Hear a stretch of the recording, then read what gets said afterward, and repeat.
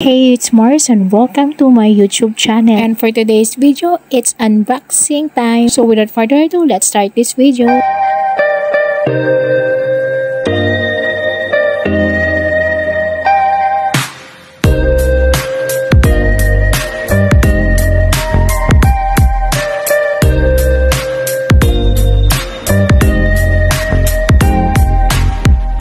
So finally, I got Easy & Co Cosmetics. It's my dream come true na magkaroon ng makeup collection nila. Kaya naman for today's video, samahan nyo ako yan. Box itong mga binili ko sa kanila. By the way, this is all cream products. Wala pa akong powder nila kasi wala pa akong budget. To start with, this is Easy & Co Brow Pencil Trio in the shade Taupe Brown. Eyebrow Pencil Trio kasi meron siyang kasamang spoolie. Kung saan pwede mong gamitin muna tong spoolie para i-remove yung mga oil and skincare products sa eyebrows mo. Or pang blend ng eyebrow products para walang harsh line. Next, it also have shading pencil. This is used to fill in the sparse area of your eyebrows. Syempre, pag nag-apply ka ng kilay, dapat hindi kalbo yung kilay mo. This is how it looks like sa kamay ko, pero syempre, iba kapag nilapat mo sa kilay. And lastly, kaya siya trio, it have fine tip pencil and of course used to outline and draw the direction of the hair growth para may natural na hair stroke sa kilay mo, lalo dun sa pinaka front. And meron yan sa TikTok shop ko at Ecomobi ko. Maglalagay ako ng link sa description box. And of course, magkakaroon ako ng separate videos paggamit ng mga product na ito. Next is Easy & Co Brow Volumizing Gel in the shade Taupe. And ang disclaimer nila dito, this is a microfiber enriched brow gel. By the way, it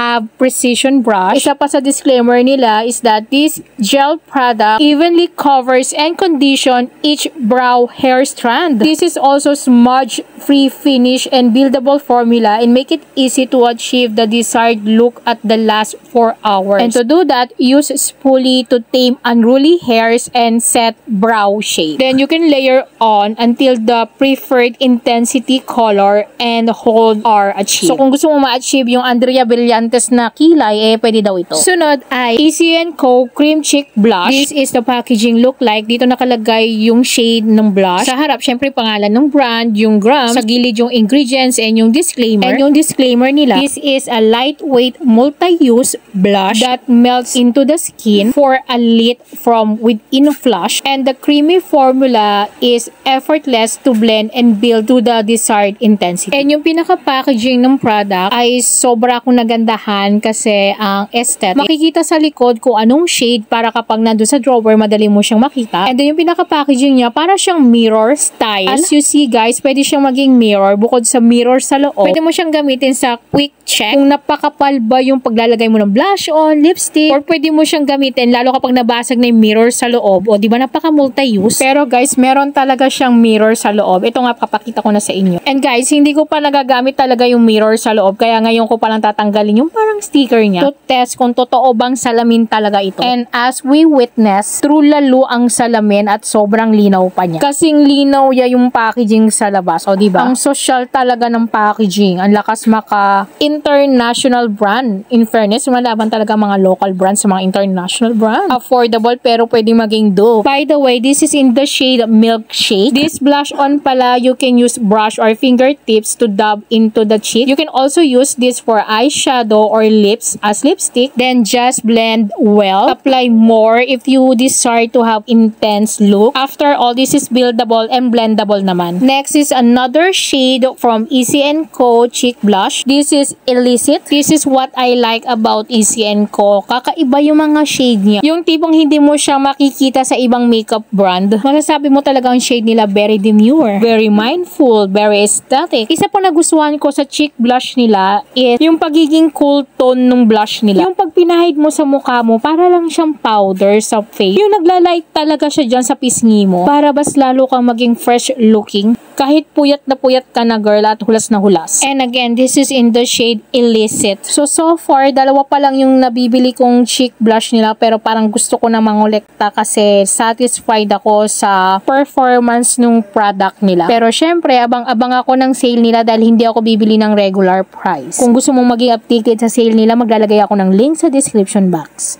Sunod na i-unbox ko, Easy & Co Cream Cheek bronzer. Finally, nakakuha na rin ako ng bronzer nila at nakuha ko to ng safe. Kagaya sa cheek blush, may pagka-mirror din yung pinaka-packaging niya. And then yung nasa box, same lang din yung unahan, yung pangalan ng brand, yung gram, sa gilid yung disclaimer, yung product, ingredients sa likod at saka how to use. Sa taas ng packaging nakalagay din kung anong shade. This is in the shade Molten. Meron din siyang shade information sa likod, kapareho nung kulay nung sticker sa likod. And then meron din naman siyang mirror sa loob. Hindi ko na inopen kasi pareho lang din naman yan kagaya do sa cheek blush. At ang disclaimer nila dito, this is a lightweight face bronzer that gives a natural looking sun-kissed glow. And the creamy formula is effortless to blend and build to the desired intensity. Syempre girl, ang paggamit ng bronzer is apply to areas the sun will naturally hit using a buffing brush or yung angled brush, or you can use your finger and then blend well. Kagaya sa cheek blush, i-layer mo lang siya sa mga desired mong kulay or intensity.